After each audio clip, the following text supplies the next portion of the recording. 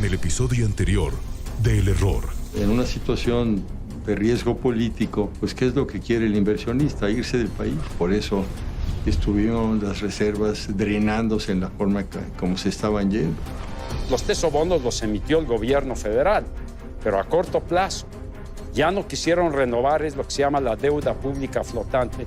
Ya no quisieron renovar los inversionistas por el temor. Solamente el 21 de diciembre intervenimos 4.500 millones de dólares. Estás hablando de aproximadamente el 44% de las reservas internacionales que tenía el país. En ese momento pues, nos dimos cuenta que pues, esto era insostenible. No fueron extranjeros los que fugaron los capitales, como se dijo entonces. Fueron fundamentalmente mexicanos. Pasaron la voz y la gente comenzó a comprar dólares hasta que vaciaron las arcas del Banco de México. Y esto motivó también pues, que pues, ya sabemos, algunos inversionistas se beneficiaran pues, de una información privilegiada. Incluso la respuesta del presidente Zedillo fue a través de Luis Telles, que fue su jefe de asesores, fue que el presidente estaba descansando y que no podía ser molestado. Jaime Serrapuche sabía esa noche del 19 de diciembre que tendría que dejar el cargo. Cuando viene el cambio de sexenio, creo que el presidente Zedillo comete el error de no depreciar el tipo de cambio en ese momento. Ese fue el error de diciembre. Transitar de un modelo de banda cambiaria a otro de libre flotación en el precio de la moneda, sin que los nuevos operadores políticos tuvieran la experiencia interna y sobre todo la confianza exterior para realizar una operación tan complicada. The United States has a lot at stake in Mexico. De 1995 al 2000, 1.209.000 mexicanos emigraron solo a Estados Unidos.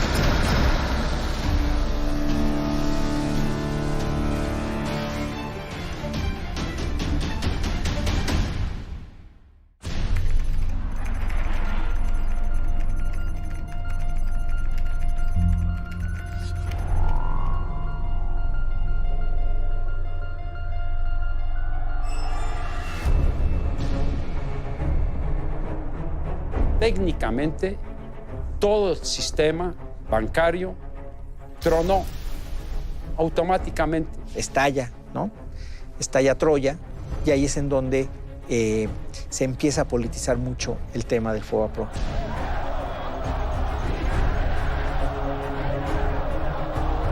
Cuando se enferma todo el sistema financiero, El problema ya no es el sistema financiero, el problema es la economía y es el bienestar de la gente. Las empresas y las familias habían adquirido deudas muy importantes con la banca.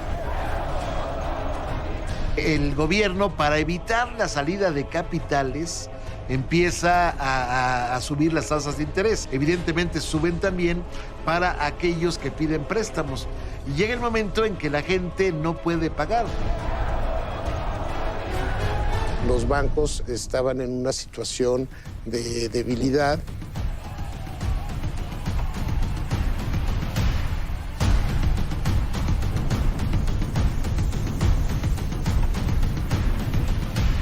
Quedó claro que los bancos en manos del gobierno pues no estaban operando adecuadamente. Y no solamente fue un proceso inducido, sino que fue un proceso en el que también se compraron estos bancos sin tener el dinero disponible para hacerlo.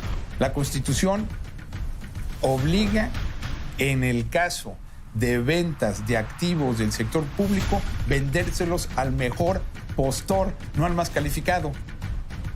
Punto.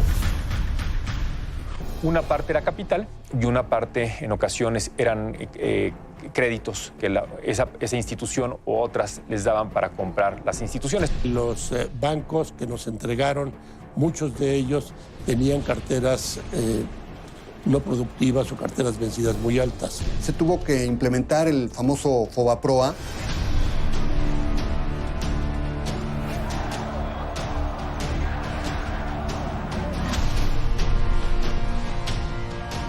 No están los nombres, pero sí los montos y los créditos que fueron transferidos al FOBAPROA por cantidades realmente muy grandes. Por privacidad y secrecía, el comité de auditoría, que estaba integrado por 6 diputados, adoptamos la palabra de honor de depositar esos nombres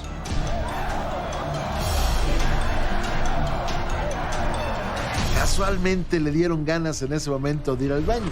El diputado José Paoli Bolio se ausentó y eso derivó en que México el gobierno asumiera la deuda de la banca. Se han hablado de muchos excesos del FOBAPROA, ¿no? Que se terminó beneficiando a los socios. El rescate bancario, que ha costado alrededor del 20% del PIB, es un rescate que aún no acabamos de pagar. FOBAPROA, el rescate de los bancos, hipoteca a 3 generaciones de mexicanos.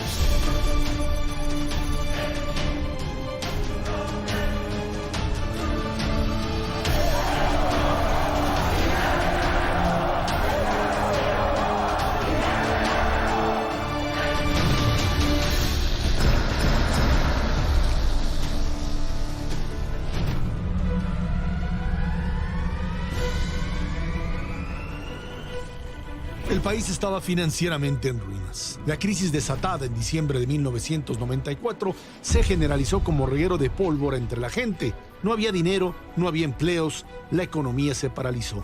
Pero no las deudas, que de la noche a la mañana se duplicaban o triplicaban por las tasas de interés.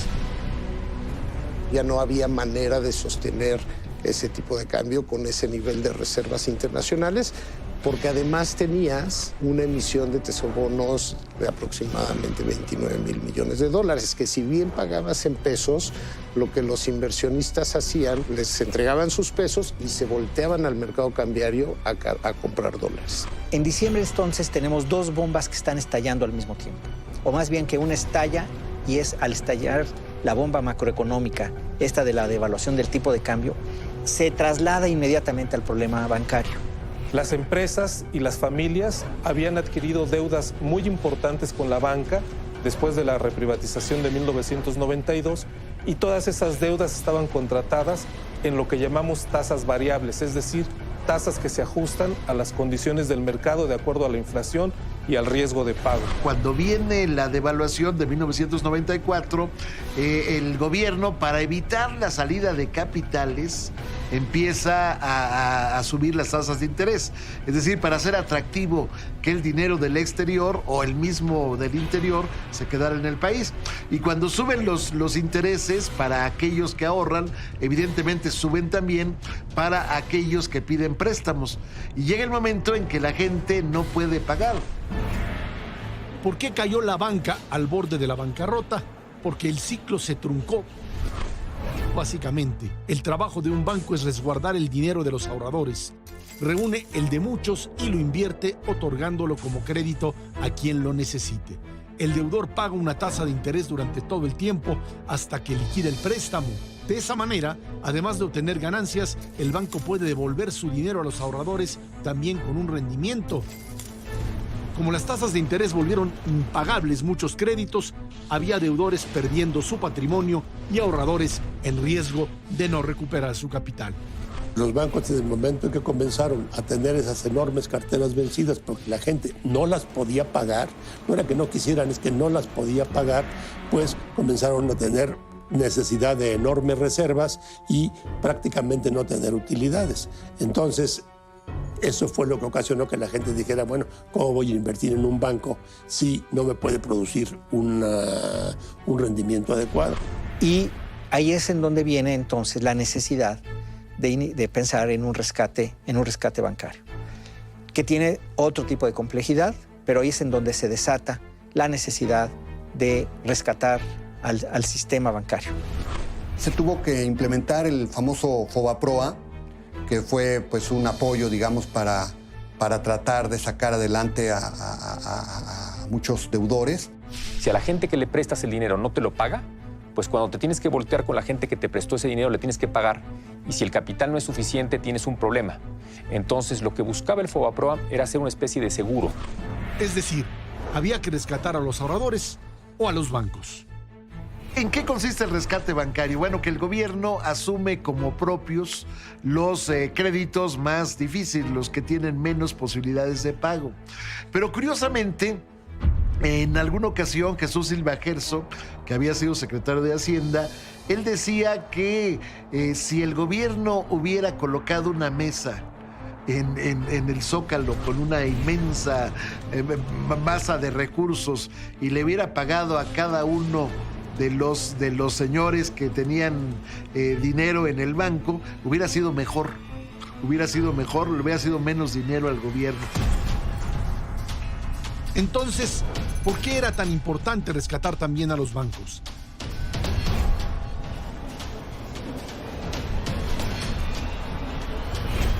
La clave estaba en los compromisos internacionales de México. En el Tratado de Libre Comercio estaba establecido que si el sistema bancario pasaba en su mayoría a manos gubernamentales, eso podría haber dado causa a que americanos o canadienses dieran por terminado el Tratado de Libre Comercio. Y realmente en medio de una crisis, una salida importantísima para nuestro país era potencializar el Tratado de Libre Comercio.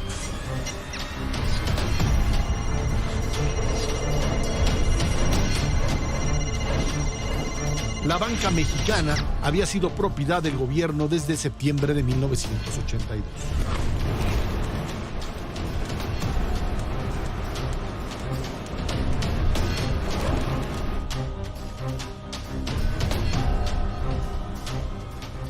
He expedido en consecuencia 2 decretos. Uno, que nacionaliza los bancos privados del país. El problema con los bancos no era nueva, y era anterior. De hecho, el problema con los bancos se remonta a 1982, cuando el expresidente López Portillo, ante una situación muy similar en que el país se quedó sin reservas, se quedó sin fichas, dijo López Portillo, y generó una crisis financiera internacional, pues López Portillo responde o encuentra como posible solución la expropiación, la estatización de los bancos. Eso es en 1982. Sin embargo, pues a lo largo de 1982 a 1990, pues quedó claro que los bancos en manos del gobierno pues no estaban operando adecuadamente El gobierno de Carlos Salinas dispuso que los bancos volvieran a manos privadas. Antes de arrancar con el proceso de venta en 1990, creó el FOBAPROA. El siglema significaba Fondo Bancario de Protección al Ahorro, un fideicomiso en que los bancos hacían aportaciones regulares. El Banco de México servía como fiduciario, la Secretaría de Hacienda como reguladora y la Comisión Nacional Bancaria como supervisora. Básicamente era un seguro. En caso de que alguno de los bancos atravesara por alguna crisis, el FOBAPROA respaldaría que los ahorradores e inversionistas no perdieran su dinero. Que los bancos fueran contribuyendo una cierta cantidad de dinero de manera mensual, de manera anual, y esa cantidad de dinero pudiera utilizarse en dinero de los propios bancos para que si algún banco tenía algún descalabro, ese dinero se pudiera utilizar para sacar adelante ese banco. La reglamentación establecía originalmente que si alguno requería apoyo del fondo, debía garantizar el pago con acciones, es decir, con títulos de propiedad del banco. Pero al final de cuentas me parece que el FOBAPROA también ayudó a los endeudados, ¿verdad? Y a los ahorradores también, porque hay que recordar que pues, los propios ahorros se podrían haber visto afectados, ¿verdad? Que fue lo que se trató de evitar, que los ahorradores pues, no se vieran afectados más allá de la quiebra de las instituciones financieras, de los bancos. Ese mismo año se integró el Comité de Desincorporación Bancaria, encabezado por el entonces subsecretario de Hacienda y Crédito Público Guillermo Ortiz Martínez. Para 1991 inició el proceso que duró 1 año y medio. Se privatizaron 18 bancos. Privatizaciones, ingresos de una sola vez, reducción de deuda. El gobierno podía entonces tener menos competencia en los mercados y entonces habría más recursos para el sector privado, por un lado, y por otro lado podía el gobierno tener más recursos para el gasto verdaderamente social. Queríamos abrir la economía. ¿Cómo puedes abrir la economía con la banca estatizada? La evaluación que hace el informe integral sobre la fiscalización del rescate bancario, que presentó años después la Auditoría Superior de la Federación, concluye que hubo muchas deficiencias previas que no se observaron. Con la nacionalización de 1982, no llegó una estructura normativa para asegurar sanas prácticas bancarias. Y entonces las capacidades de supervisión y las mismas personas que estaban en la Comisión Nacional Bancaria se fueron perdiendo a lo largo de los años en que la banca estuvo en manos del Estado. Normal. La gente prefirió irse a las casas de bolsa o se prefirió ir a otros órganos financieros dentro y fuera del país y, por decir así, se desbarató la capacidad de supervisión de la Comisión Nacional Bancaria. Tampoco se consolidó un sistema de garantías efectivas para el otorgamiento de créditos, prevalecía la cultura del no pago y los bancos no tenían alicientes para la competencia. La privatización de la banca fue un proceso que si bien era correcto conceptualmente, privatizar los bancos estatales, sin embargo su ejecución fue lamentable. En la privatización, el cambio estructural financiero se hizo bajo un sistema de supervisión ineficiente, principalmente en la medición de los riesgos crediticios en que estaban incurriendo las instituciones de banca múltiple. Las normas contables anacrónicas y la falta de transparencia de la información dificultaban conocer su verdadera situación financiera. Baste recordar, dice el informe, que la cartera vencida solo registraba el número de pagos atrasados y no el saldo total de los créditos. Además, existía una larga tradición del gobierno de proteger todos los pasivos de la banca, lo que no fomentaba la disciplina y la competencia de mercado. Realmente en la privatización bancaria no pudimos analizar las carteras de los bancos que compramos. Y entonces eso provocó que muchas de las carteras vinieran con serios problemas y con carteras vencidas altas. Esto se pudo corregir con el FOBAPROA. En el caso de Vital, por ejemplo, más del 90% de la cartera que nosotros le dimos al FOBAPROA provenía de las administraciones anteriores. El problema de cartera se hizo todavía más grande por la manera en que los bancos fueron privatizados, el criterio del mejor postor. ¿Por qué el mejor postor? Primero, porque la Constitución así lo dice, así de sencillo, ahí no hay para dónde hacerse. La Constitución obliga, en el caso de ventas de activos del sector público, vendérselos al mejor postor, no al más calificado. Punto. Uno de los factores que se tomó en cuenta fue el precio. Y los nuevos banqueros pagaron un precio alto por las instituciones, más de dos veces el valor en libros. El precio por la venta de los 18 bancos representó un promedio de 3 veces su valor en libros y 15 veces la relación precio-utilidad, lo que refleja la solvencia de las instituciones desincorporadas. La experiencia y conocimiento en el servicio de banca y crédito de los postulantes no se consideraron prioritarios de acuerdo con el informe oficial. El gobierno indujo a algunos compradores, a los pocos compradores que había mexicanos, a comprar, a adquirir algunos bancos en particular, especialmente los bancos más grandes. En ese escenario, bueno, pues muchos de los banqueros se inconformaron. Uno de ellos, por ejemplo, fue Manuel Espinosa Iglesias, que él quería recuperar Bancomer. Entonces, bueno, por alguna circunstancia no lo dejaron pasar. Él decía que fue una trampa del gobierno. Bueno, llegó el momento en que en mi columna mandó una vez una carta a Manuel Espinosa Iglesias hablando de su versión sobre el asunto. Yo la publico. Al día siguiente mando una carta a Guillermo Ortiz, yo la publico. Y durante una semana, así fue cada uno diciendo sus propias razones.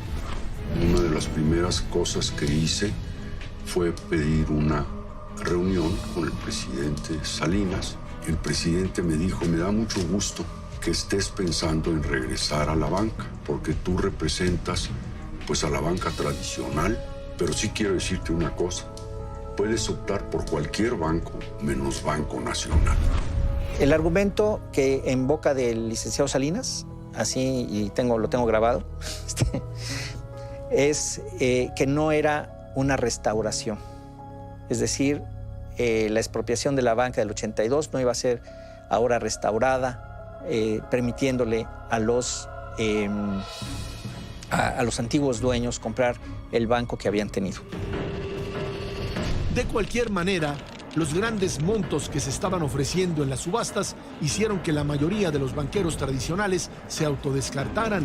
Sabían que el valor real era mucho menor, pero quienes se quedaron con los bancos aumentaron todavía más el problema. En su mayoría los banqueros nuevos eran cazabolseros. De banca no sabían nada. No solamente fue un proceso inducido, sino que fue un proceso en el que también se compraron estos bancos sin tener el dinero disponible para hacerlo.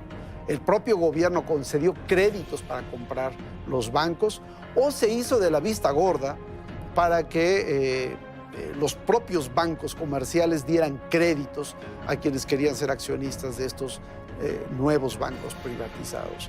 Pues obviamente cuando se permitió de alguna manera la compra apalancada de alguna de estas instituciones financieras, que obviamente generaba ciertos incentivos que no eran los óptimos, una parte era capital y una parte en ocasiones eran créditos que esa institución u otras les daban para comprar las instituciones.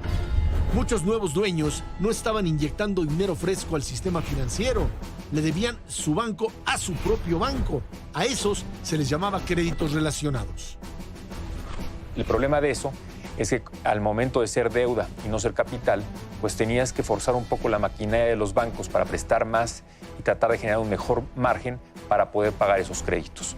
Y eso originaba una cartera de crédito que probablemente no era de la calidad óptima y que era más vulnerable para el desarrollo de los bancos. Todo ese exceso no era ilegal. Podía hacerse porque no había regulación alguna que pusiera orden. La Comisión Nacional de Bancaria y de Valores, que ha sido una tradición, desafortunadamente, su esquema de fiscalización preventiva totalmente relajada, por no decir negligente e inexcusablemente indolente. Pues no era difícil percatarse de que si venía un movimiento devaluatorio, pues muchas de esas instituciones iban a tener problemas y bueno, ya sabemos que al final de cuentas, pues muchas de esas instituciones tuvieron que ser rescatadas, algunas de ellas cerradas, intervenidas. para que pues, al final de cuentas no se viera afectado el sistema de pagos del país. De hecho, si recordamos, ya en 93 se había dado la intervención de 3 bancos, de 3 instituciones, Unión, Cremi y posteriormente Banco Obrero. O sea, ya los bancos estaban en una situación de debilidad, donde obviamente una elevación de las tasas de interés de manera muy brusca o una depreciación del tipo de cambio de manera muy brusca, pues ponía en fragilidad los balances de las instituciones financieras.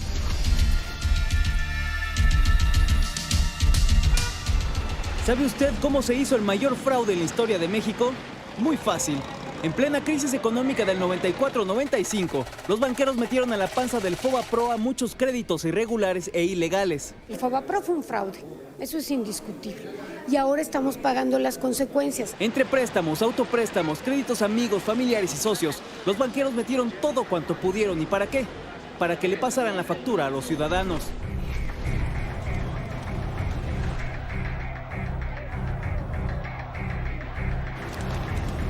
Se dieron algunos casos de escándalo.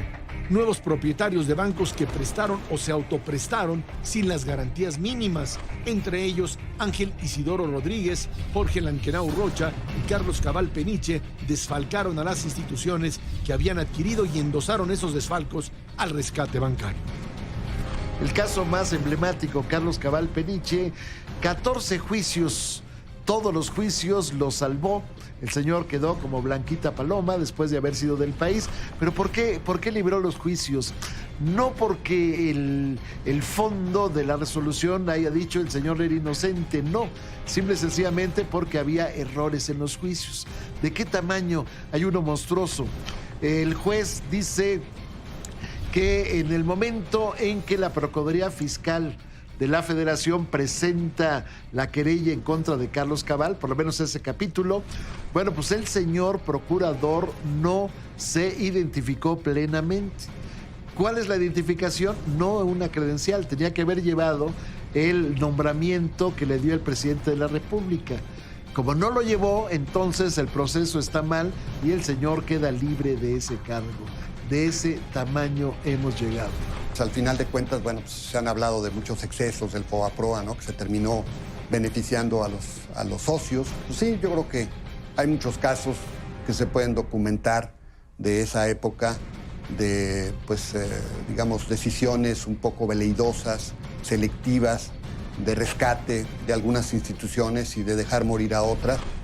Pero la falta de experiencia de los nuevos banqueros, los créditos relacionados, la excesiva facilidad para otorgar préstamos y los fraudes no son todos los ingredientes de esta receta para el desastre.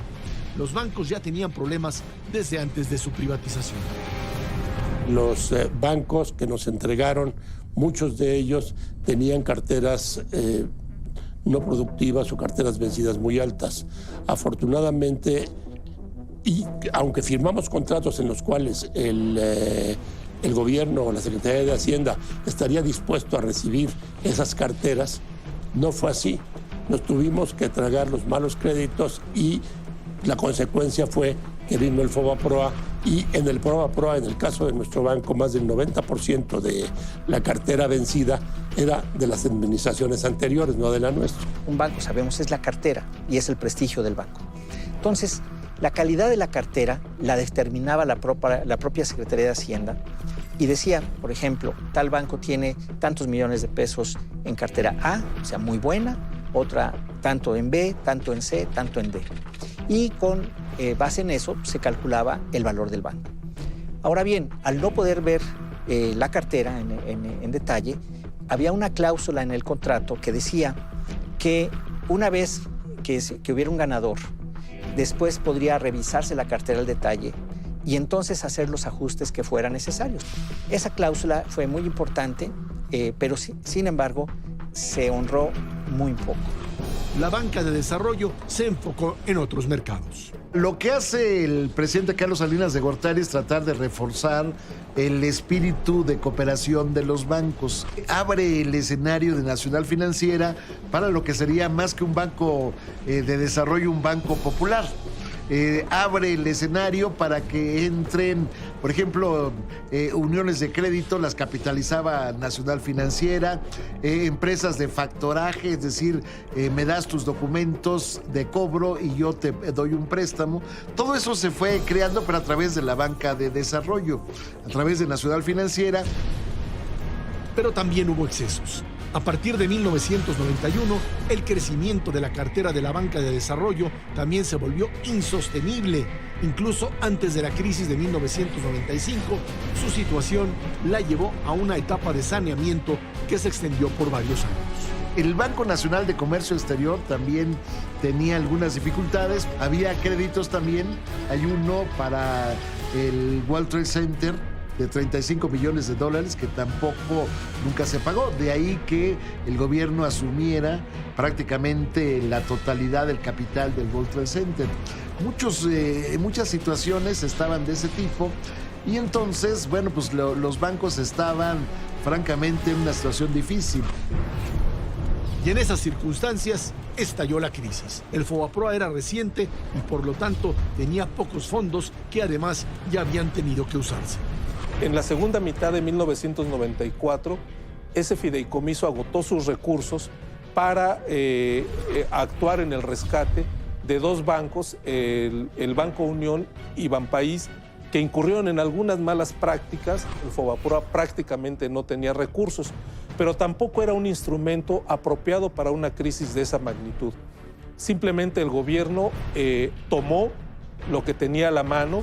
Técnicamente, todo el sistema bancario tronó automáticamente. Por eso, el tema del rescate del sistema bancario, los programas de compra de cartera y el programa de saneamiento que empezó en 1995, con una situación adicional muy importante. Estando en tal situación el país, tuvieron que pedir prestado al gobierno americano para poder prácticamente fondear a los bancos nuevos préstamos para poder subsistir y no caer en la no devolución de las inversiones y depósitos de los usuarios. Las tasas de interés se dispararon, incluso hasta tocar el 110%. Mucho del desenfreno crediticio se convirtió en cartera vencida, deudas impagables. El mecanismo del FOBAPROA tuvo topes y reglas en un principio, pero en la vorágine se volvió un caos. Absorbió créditos relacionados, otros de personas y entidades que habrían podido pagarlos y carteras de bancos que no estaban tan descapitalizados. Los nombres no se hicieron públicos, se mantuvieron bajo el manto de una ley que defendía a capa y espada el secreto bancario. Para poderle inyectar dinero al banco y que el banco no se quedara insolvente. Ese fue el tema. Entonces, le daba dinero al banco, pero no le daba dinero en efectivo. No tenía el gobierno dinero en efectivo. Le tenía que dar lo que sería un pagaré, era deuda contingente. Le firmaba un pagaré y el balance del banco ya se empezaba a enderezar. Este es uno de esos muchos pagarés. Fechados el 30 de septiembre de 1995, el Banco de México se obligaba a pagar al entonces Banco del Atlántico 2.501.675.559 pesos, además con intereses capitalizables trimestralmente. En las firmas aparecen los delegados fiduciarios del Banco de México y como aval, la Secretaría de Hacienda y Crédito Público. Una solución temporal ante la falta de dinero en efectivo, pero también una violación a la propia Constitución. La Constitución dice que ninguna deuda pública puede ser tal si no es aprobada por el Congreso. El argumento era que no había otra alternativa. Era eso o que los ahorradores no recuperaran su dinero y se colapsara todo el sistema de pagos del país. Se endeudó porque emitió pagarés, el FOBAPROA, a favor del 13 bancos que entraron en un programa de saneamiento y los otros 5 bancos, los grandes bancos, al programa de compra de cartera, y emitió pagarés sin autorización del Congreso Lo que sucede es que el Zedillo, en los primeros 3 años de su gobierno, del 95, 96, 97, que todavía tenía mayoría en el Congreso, la pierde esa mayoría por primera vez. Y después de haber perdido las elecciones, manda al Congreso el decreto por el cual se autoriza esta deuda de los pagarés, 500 y pico mil millones de pesos, para hacer deuda pública. Y lo mete en un transitorio en la ley. Y entonces se dan cuenta de que viene un transitorio y pues olvídense, estalla, ¿no? Estalla Troya, y ahí es en donde se empieza a politizar mucho el tema del FOBAPROA. El presidente Zedillo envió la iniciativa al Congreso el 31 de marzo de 1998. Buscaba transformar en deuda pública los créditos bancarios asumidos por el FOBAPROA, el escándalo. Y como ya éramos mayoría la oposición, evidentemente el primer reclamo fue: ¿cómo nos vienes a pedir el reconocimiento que te lo aprobemos de esa deuda pública si nunca obtuviste autorización? Es más, estuvimos a punto de llevar a juicio político a Guillermo Ortiz, porque él fue el que suscribió. La demanda de juicio político no prosperó, dado que la oposición era mayoría, pero no absoluta. Lo que sí hicieron fue contratar a un auditor externo para que revisara las condiciones de ese primer rescate. Yo presidía la comisión de auditoría a todo el esquema de los bancos y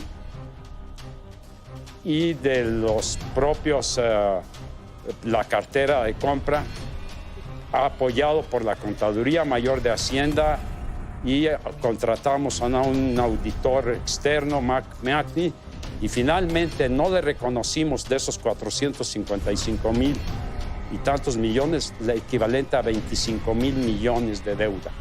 Y ya cuando hicimos la auditoría nos percatamos de que era cartera chatarra, inservible, ni había expedientes que ni estaban integrados de los documentos, de las hipotecas, ni escritura, ni nada. Entonces, por eso se rechazaron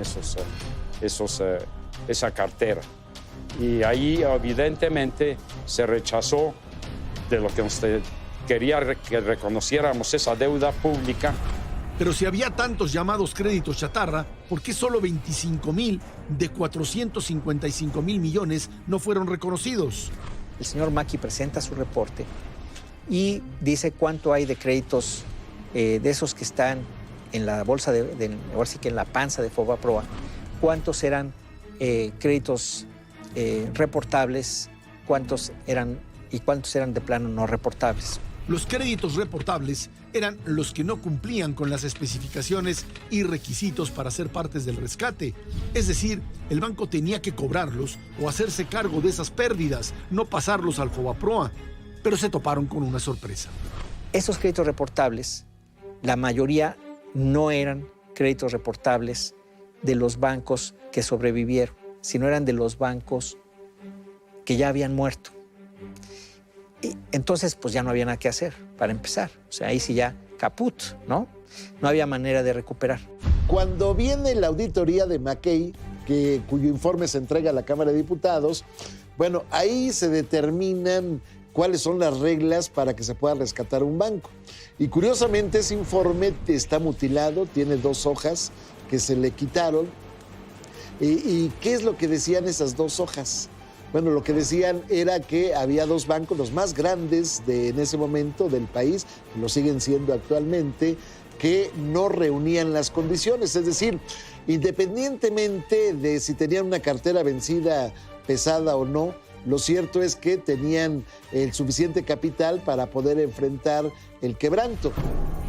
Los desacuerdos eran cosa de todos los días. Errores de operación, decisiones tomadas por presiones de los involucrados. Banamex, por ejemplo, que estaba bien capitalizado y cuando vio que Bancomer había logrado venderle cartera hipotecaria al FOBAPROA, al 2x1, que fue un invento de Bancomer, Banamex levantó la mano y dijo, oye, yo ¿por qué no? ¿no? Yo también tengo los problemas. Es más, la mayor parte del dinero que tú tienes en Fobaproa son de las cuotas de Banamex. Estás ayudando a todos mis competidores, menos a mí. Aún con todo eso, había que hacer algo. Los pagarés ya estaban ahí, ya eran deuda. Había carteras vencidas que ya estaban marcadas como irrecuperables. Los bancos estaban descapitalizados. Era la única solución. La votación decisiva, la histórica, la que determinaría que fueran los contribuyentes quienes pagaran el costo del quebranto financiero, llegó el 12 de diciembre de 1998. Ese día, el Palacio Legislativo de San Lázaro estaba fuertemente custodiado y frente a toda esa seguridad, protestas enardecidas. 325 diputados votaron a favor.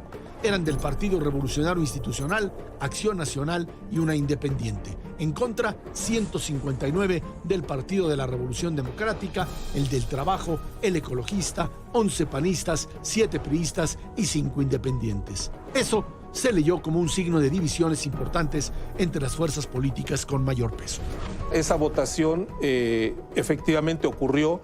Es uno de los hechos más relevantes que se dio en el transcurso de la administración del presidente Zedillo, porque en el fondo, si esa votación no hubiera sido favorable a tomar la deuda pública, el sistema bancario hubiera caído nuevamente en una crisis porque simplemente sus activos no hubieran tenido ningún tipo de respaldo. Los recursos fiscales se tienen que utilizar porque cuando se enferma todo el sistema financiero, el problema ya no es el sistema financiero, el problema es la economía y es el bienestar de la gente.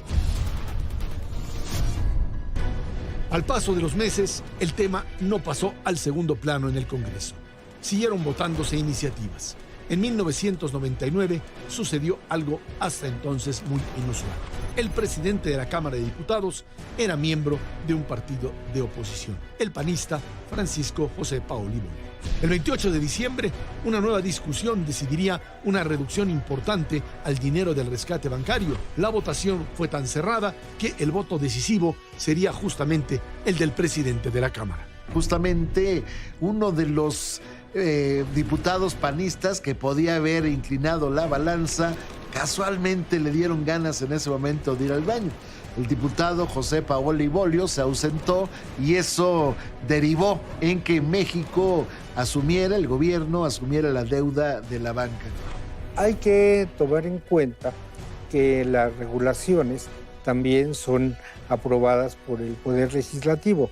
Y aquí es claro, no en esa crisis, sino durante mucho tiempo, que dentro del Poder Legislativo no ha habido tampoco la suficiente conocimiento, la voluntad o la capacidad, en síntesis, para ejercer un contrapeso ante una situación de crisis de las finanzas públicas. El problema de fondo es una falta de capacidad para equilibrar las finanzas públicas y evitar que se gaste más de lo que se ingresa. El malestar era generalizado.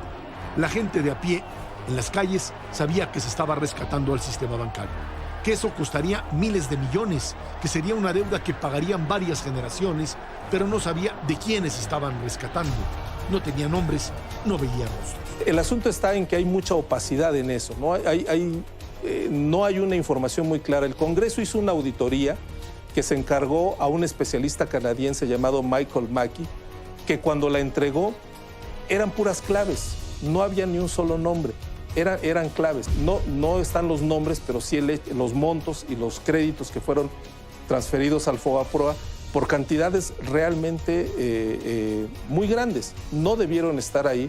El sentido del Fobaproa es proteger a los ahorradores, no pagar las deudas de quienes pidieron prestado y aprovecharon la coyuntura para no pagar.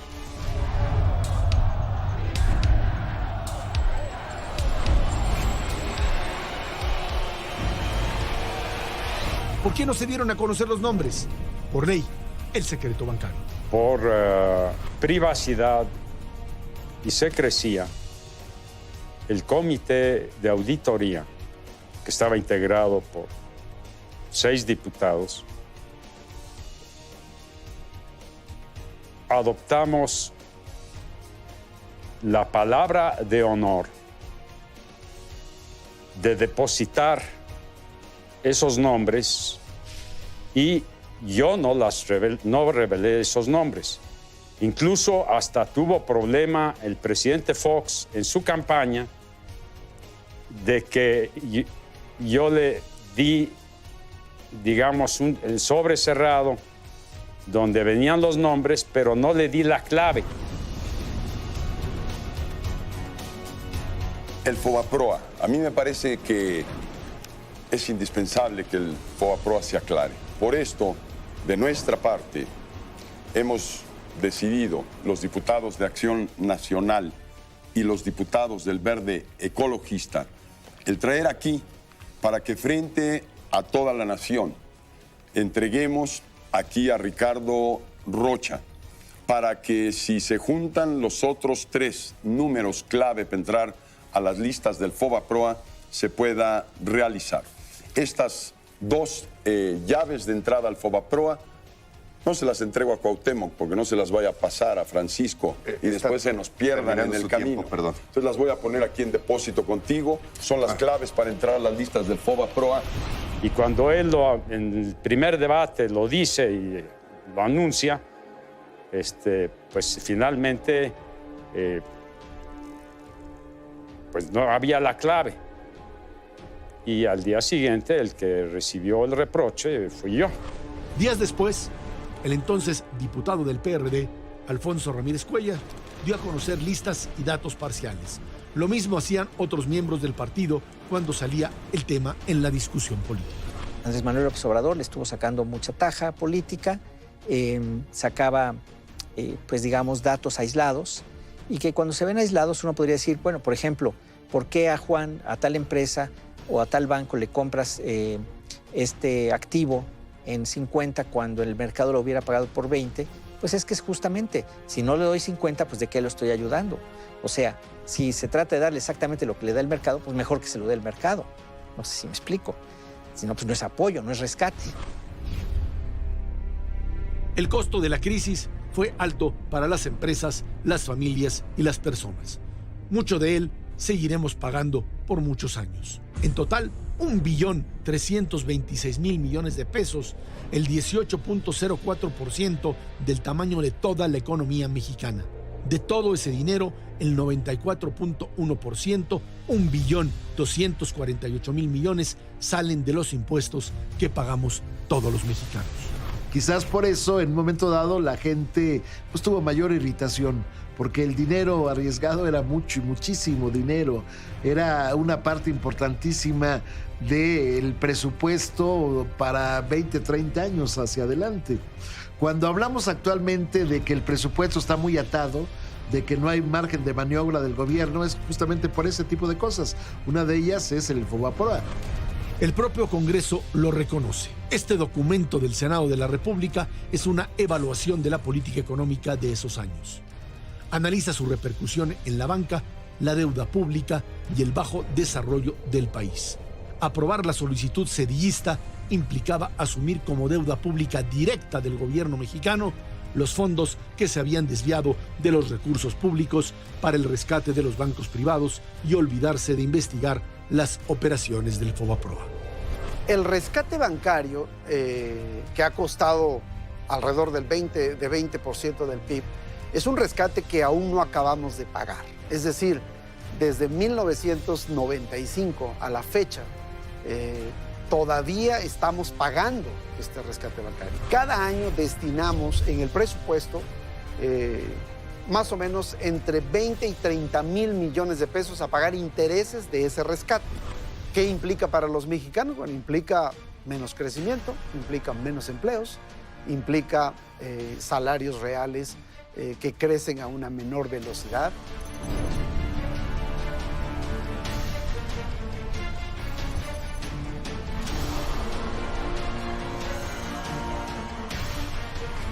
¿Para cuántas escuelas alcanzan 30,000 millones de pesos al año?